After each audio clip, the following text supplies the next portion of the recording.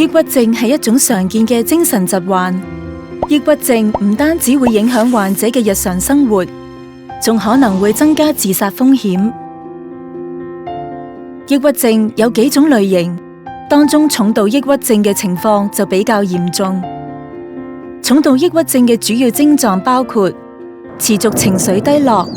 容易發嬲、對嗜好或日常活動失去興趣或樂趣、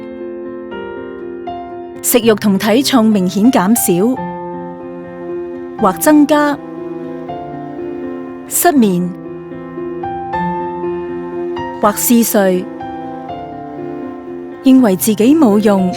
或過度內疚，甚至反覆諗到死亡或自殺。若你出現上述一啲症狀，又持續咗2個星期或以上，仲影響到工作、學習或日常社交等，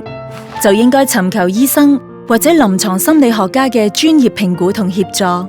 盡早治療抑鬱症，有助康復。治療抑鬱症嘅方法包括：患者可以服用醫生處方嘅抗抑鬱藥，例如選擇性血清素再攝取抑制劑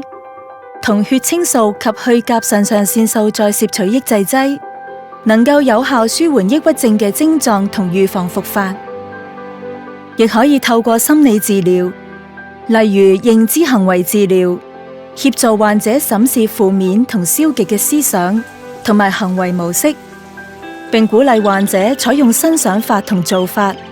去累積生活中嘅正面經驗，逐漸改善抑鬱情緒。